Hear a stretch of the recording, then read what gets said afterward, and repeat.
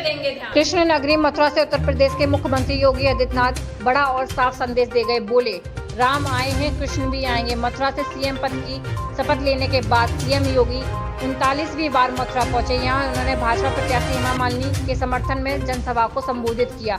CM ने विपक्ष पर निशाना रखकर सरकार की योजना और उपलब्धियों को गिनाया।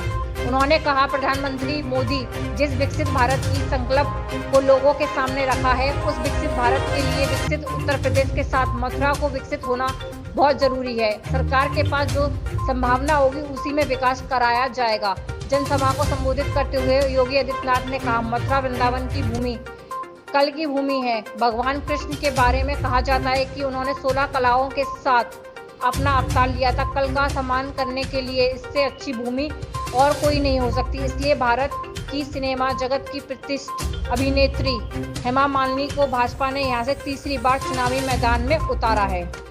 और कहा कि हेमा मालिनी ने भारत की नृत्य संस्कृति, सिने संस्कृति को पूरे जगत में पहचान दिलाई है। कांग्रेसियों को ये बात बुरी लगती है, उनको भगवान भी नहीं बचा पाएगा। इसको लेकर संदेह होता है कि दूसरे चरण की नामांकन प्रक्रिया आज पूरी होने जा रही है।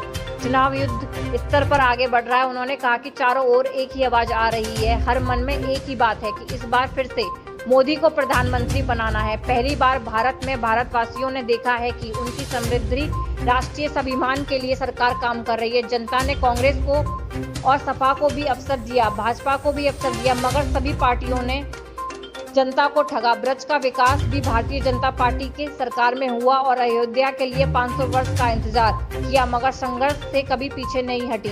मथुरा का मामला भी कोर्ट में निश्चित रूप से सफलता मिलेगी। राम आए हैं, कृष्ण भी आएंगे।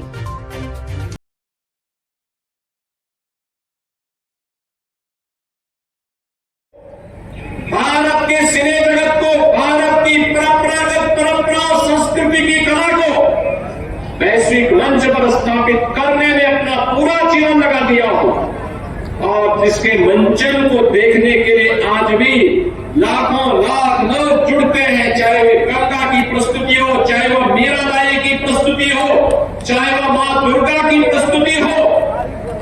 उस कला का सम्मान कौन भारतीय नहीं करेगा, कौन भारतीय नहीं करेगा।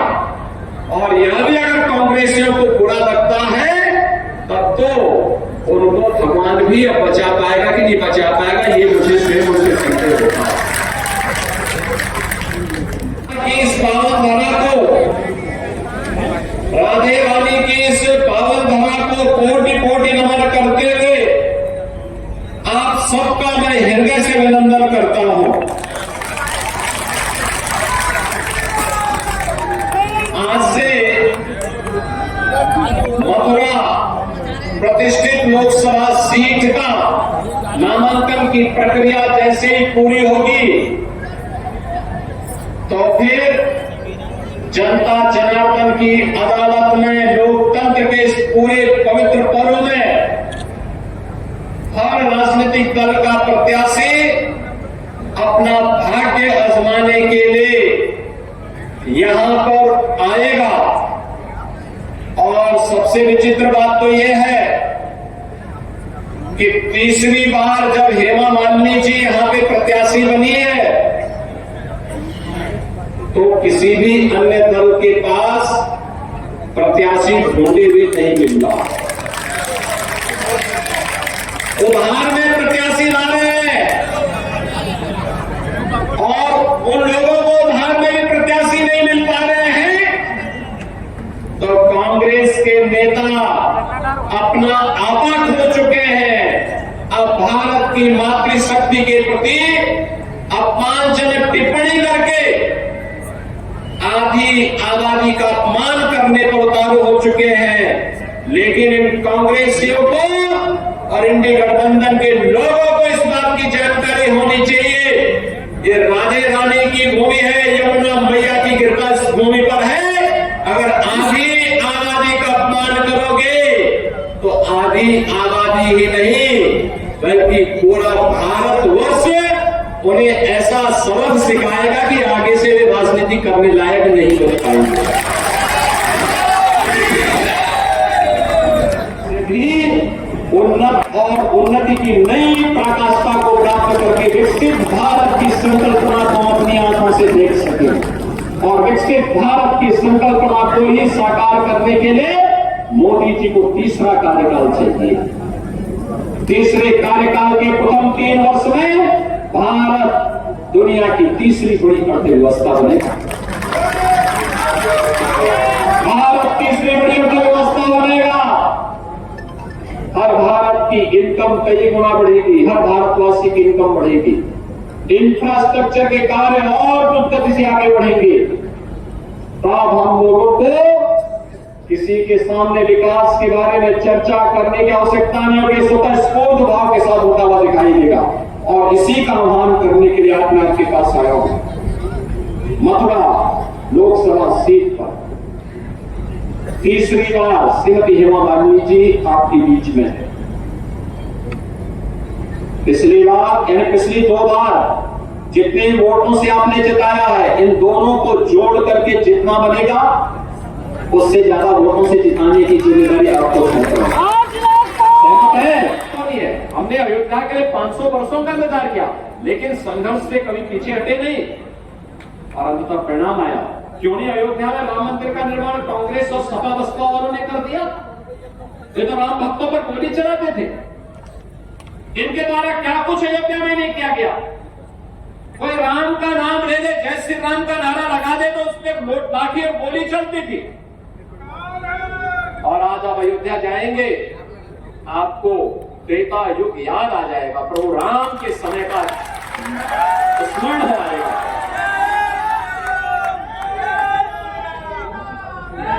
हेमा मालिनी जी तो अयोध्या गई थी, उन्होंने प्रभु राम के सामने मंचन किया और वे स्वयं मूर्ति वहां देख करके। अयोध्या पहले पतली गलियां थी, कुंज गलियां थी, मथुरा वृंदावन की तरह ही कुंज गलियां थी। और आज आप जाके देखिए 4 लेन और 6 लेन आपको दिखाई देगा।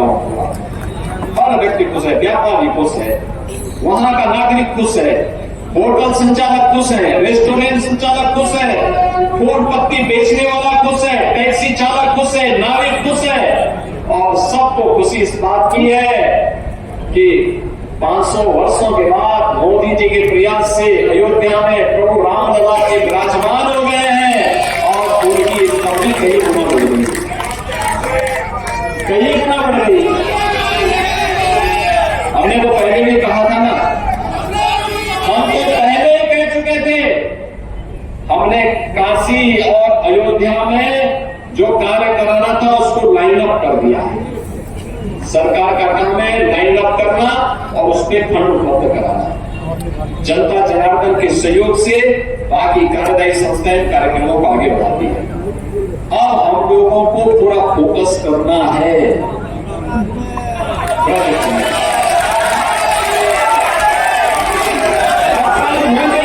पैसा देने जा रहे हैं। 84 कोसी की बात हो रही थी, परिक्रमा की बात हो रही थी, लाभ देने का भारत की परंपरा और संस्कृति में पूछना चाहता हूं, कांग्रेस को देश के अंदर 60 वर्ष तक शासन करने का अवसर प्राप्त हुआ था। क्यों नहीं इन्होंने काशी में काशी विश्वनाथ धाम का निर्माण कर दिया? मोदी जी तो पिछले 2 बार से ही काशी से सांसद है, लेकिन कांग्रेस को तो 60 वर्ष लगे थे और 60 वर्ष तक उनका प्रतिनिधित्व काशी से था। क्यों नहीं उन्होंने अपना प्रतिनिधि और क्यों नहीं कांग्रेस की सरकारों ने, केंद्र और राज्य सरकारों ने काशी के बारे में सोचा? क्यों नहीं उन्होंने मथुरा वृंदावन के बारे में सोचा? आगे सपा बसपा कांग्रेस इन सभी को आपने अवसर दिया था। यहां पे नगर निगम बनाने का काम हो, यह भी भारतीय जनता पार्टी की सरकार ने किया। यहाँ पे मथुरा वृंदावन बरसाना गोकुल बलदेव गोवर्धन नंदगांव इन सभी क्षेत्रों को तीर्थस्थल घोषित करने का कार्य था, यह भी भारतीय जनता पार्टी की सरकार ने किया। यहाँ पर ब्रज तीर्थ विकास परिषद के माध्यम से यहाँ की भावनाओं के अनुरूप यहाँ का विकास हो। जब यहाँ की सांसद श्रीमती हेमा मालिनी जी थी, तब उनके सुझाव पर हम लोगों ने यह तीर्थ स्थल घोषित करते हुए और फिर यहाँ के समग्र विकास की एक रूपरेखा तैयार करते इन इस कार्यक्रम को आगे बढ़ाया। हर मन में एक ही बात है कि हमें मोदी जी ने 10 वर्ष तक देश के लिए जिस प्रतिबद्धता के साथ कार्य किया है, मोदी जी के प्रति कृतज्ञता ज्ञापित करते हुए हम अपना एक वोट मोदी जी को देंगे, कमल निशान कर देंगे, भारतीय जनता पार्टी के प्रत्याशी को देंगे।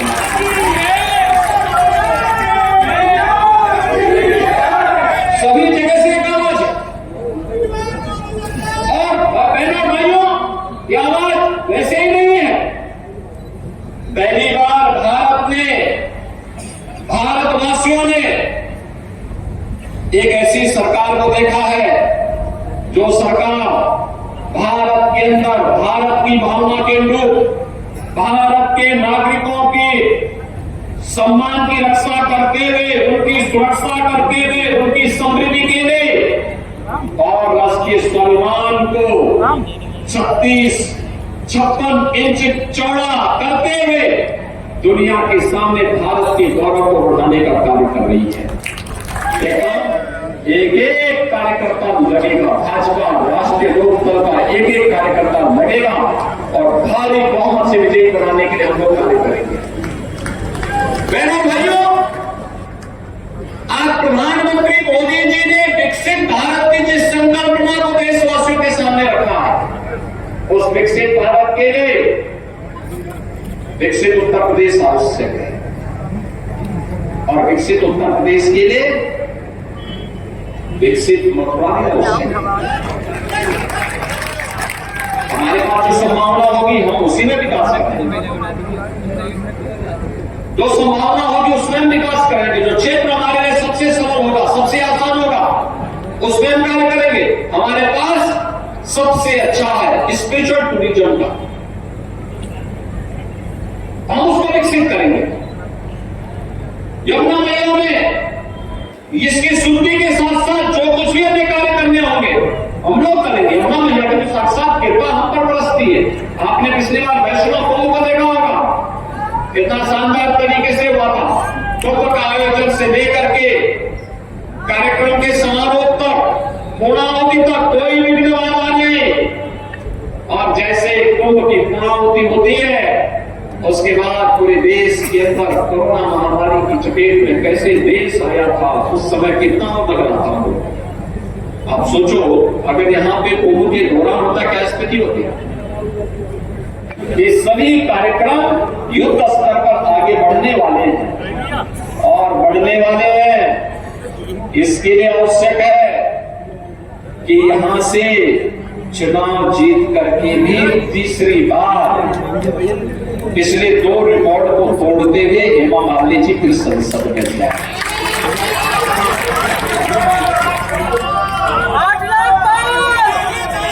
और यहाँ का संदेश देखो, अयोध्या, मथुरा और काशी में सबसे पहले चुनाव मथुरा में हुआ है,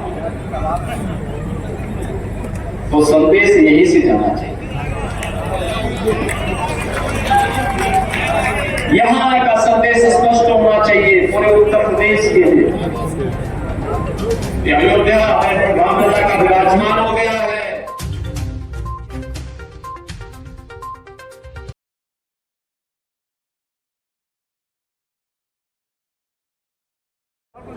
राधा रानी और भगवान श्री कृष्ण ने प्रदान किया है।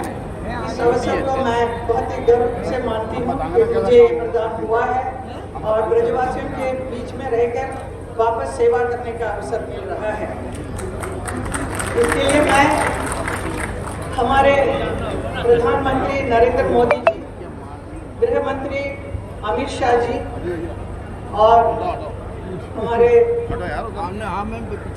राष्ट्र अध्यक्ष नड्डा जी और हमारे योगी जी को बहुत बहुत धन्यवाद करती हूँ, क्योंकि उन्होंने मुझे इस काबिल समझा और तीसरी बार मुझे आपके साथ रहने का अवसर मिला है। अभी अभी मैं नामांकन करके यहाँ पर आई हूँ। मुझे बहुत गर्व है कि मैं बहुत सालों से, पिछले कई सालों से, शुरू से मैं बीजेपी के साथ ही जुड़ी हुई हूँ, जो आज बहुत ही बड़ी पार्टी है देश में। ऐसे एक पार्टी के साथ जुड़ना मेरा बहुत ही गर्व का महसूस करती हूँ। इस सफलता के पीछे कई पीढ़ी 4 पीढ़ियां अब गई हैं। उनका तप और परिश्रम की वजह से उसका